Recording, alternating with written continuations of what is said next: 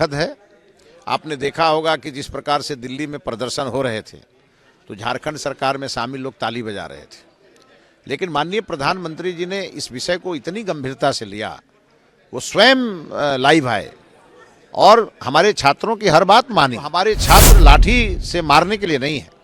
हमारे जो युवा छात्र हैं उन्हें कोई ना कोई बरगला देता है और वो इशू को लेके खड़े हो जाते हैं। हम उनसे अपील करेंगे कि झारखंड में जो हुआ है उसकी हम भर्त्सना करते हैं, लेकिन हमने प्रथम दिन से ही कहा है कि बिहार में संवाद के लिए सदैव मैं उपस्थित। दिल्ली के जंतर मंतर की तस्वीरें तो आपने देखी ही, लेकिन उसके बाद झारखंड में जो हुआ वो भी किसी से छिपा नहीं है।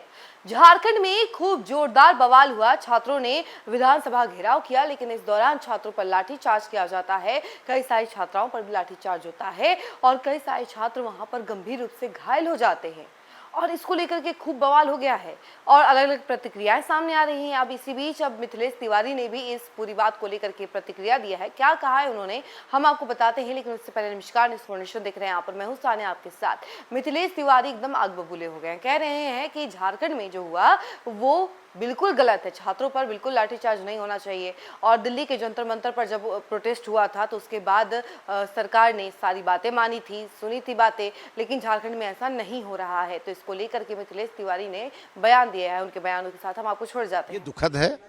आपने देखा होगा कि जिस प्रकार से दिल्ली में प्रदर्शन हो रहे थे तो झारखंड सरकार में शामिल लोग ताली बजा रहे थे, लेकिन माननीय प्रधानमंत्री जी ने इस विषय को इतनी गंभीरता से लिया, वो स्वयं लाइव आए और हमारे छात्रों की हर बात मानी और फिर उनके लिए उन्होंने कई बार एड्रेस किए, संवाद से विवाद को खत्म किया। और आपने देखा होगा उसके बाद पूरे देश में किस प्रकार से छात्रों और युवाओं के प्रति सरकारें अपनी जवाबदेही से भी आगे बढ़ के डायलॉग करना शुरू किया, उनके प्रति जवाबदेही को भी तय किया। तो हमारे छात्र लाठी से मारने के लिए नहीं है। हमारे जो युवा छात्र हैं उन्हें कोई ना कोई बरगला देता है और वो इशू को लेके खड़े हो जाते हैं। हम उनसे अपील करेंगे कि झारखंड में जो हुआ है उसकी हम भर्त्सना करते हैं, लेकिन हमने प्रथम दिन से ही कहा है कि बिहार में संवाद के लिए सदैव मैं उपस्थित हूँ।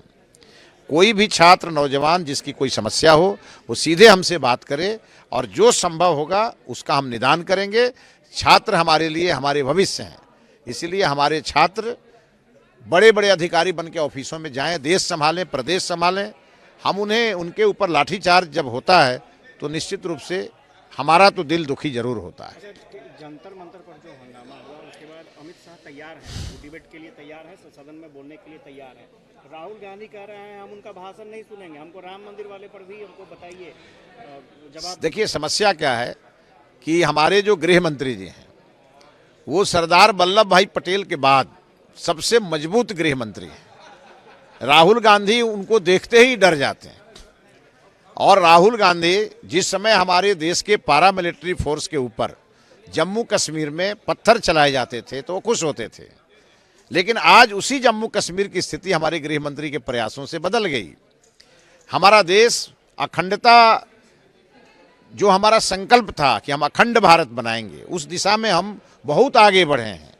छोटी मोटी चीज़ें हैं जिस पे हमारी सरकार की नज़र है, लेकिन राहुल गांधी तो हिट एंड रन वाले नेता हैं, कुछ बोल देते हैं और भाग जाते हैं। और राहुल गांधी इसलिए कह रहे होंगे कि गृह मंत्री आएंगे तो हम नहीं सुनेंगे, क्योंकि उन्हें कहीं पर्यटन पे जाना होगा। तो मैं उन्हें कहूँगा कि अगर उनका टिकट बन गया हो तो वो निश्चित जाएं, क्योंकि जब गृह मंत्री जी बोलेंगे सदन में तो पूरा देश सुनेगा। आपके सुनने न सुनने से कोई फर्क नहीं पड़ता है। पूरे बिहार के शिक्षा व्यवस्था को संभालते हैं, सभी सीनियर पदाधिकारियों को हमने बुलाया था। हमारे सभी निदेशालय के निदेशक और उनके जो ऑफिसर हैं वो भी इसमें शामिल हुए। 2 दिनों तक हम लोगों ने गहन चिंतन और मनन किया और बहुत सारे सुझाव आए जो शिक्षा व्यवस्था को आगे बढ़ाने के लिए पाथेय साबित होंगे। और हमने बहुत अच्छे से डायलॉग डिलीवरी भी अपने अधिकारियों से की है। जो हमारी प्राथमिकता है पारदर्शिता से शिक्षा को आगे बढ़ाना है, भ्रष्टाचार मुक्त जो अपना यह जो कार्य प्रणाली है उसे सुदृढ़ करना है। और यह बिहार कभी ज्ञान की धरती थी, नालंदा विश्वविद्यालय उसका सबसे बड़ा प्रमाण है। जब ये इतिहास के पन्नों में चला गया और हमने अपने शिक्षा विभाग से कहा है कि एक नया इतिहास बनाना है और उसके लिए हम सभी को ड्यूटी नहीं करनी है, परफॉर्म से रिफॉर्म। और इसीलिए हमने सभी अधिकारियों को कहा है कि आपकी परफॉर्मेंस चार्ट बनेगी, आप जैसा परफॉर्म करेंगे वैसा ही बिहार रिफॉर्म होगा। और इसको लेकर के और हर विभाग को, मतलब हमारे यहाँ बहुत सारे विभाग हैं, हर निदेशालय को टिप्स दिए गए हैं और पूरी तरह डिजिटल व्यवस्था, मतलब त्वरित निष्पादन के मामले में शिक्षकों की समस्याएं शून्य हो, पेंडेंसी एकदम न रहे और शिक्षक छात्रों के प्रति जिम्मेवार हों, उन सभी चीज़ों को इन सभी अधिकारियों को बताया गया है। और सभी अधिकारियों को हमने कहा है कि 31 अक्टूबर के बाद रात्रि विश्राम गांव में करना है और लोगों से फीडबैक लेना है। हम सभी अधिकारी, मैं स्वयं भी, शिक्षा मंत्री भी गांव में जाकर विश्राम करेंगे और लोगों से डायलॉग करेंगे कि हमारे यह जो शिक्षा व्यवस्था है इसमें अगर उनके भी कुछ सुझाव होंगे उन्हें भी हम लागू करेंगे बेहतरी के लिए। और हमें अपने छात्रों के बारे में फीडबैक मिलेगा, हमें अपने शिक्षकों के बारे में फीडबैक मिलेगा और हमारे अधिकारियों के बारे में भी फीडबैक मिलेगा। इसीलिए पूरी तरह से व्यवस्थित करके हम फीडबैक भी लेंगे, अपने विद्यालयों में ऐसी व्यवस्था खड़ा करेंगे कि हमारे विद्यार्थी किसी भी कॉम्पिटिटिव एग्जामिनेशन में जाएं तो बिहार का झंडा फहरा करके लौटें। गूगल का भी आप कुछ कॉम्बिनेशन? हमने कहा, स्पष्ट कहा कि अब मुगल का नहीं गूगल का ज़माना है और इसीलिए हार्ड वर्किंग का नहीं स्मार्ट वर्किंग का सहारा आपको लेना चाहिए। और हमने बहुत तरह तरह के चीज़ें सबको बताई है।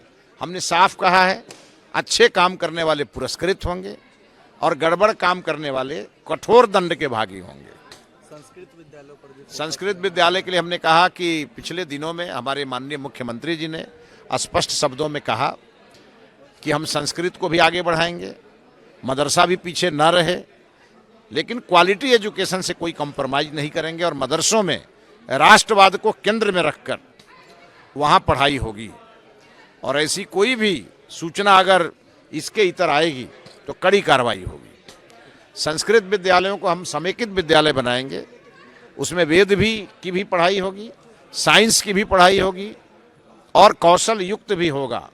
और पूरी तरह से हमारी जो भारत की ज्ञान पद्धति थी, गुरु शिष्य परंपरा, हम अपने गुरुकुलम विद्यापीठ में उसे लागू करेंगे ताकि एक नई व्यवस्था खड़ी हो और फिर से गुरु छात्र के प्रति आदर्श हो, ऐसी स्थिति हम उत्पन्न करेंगे।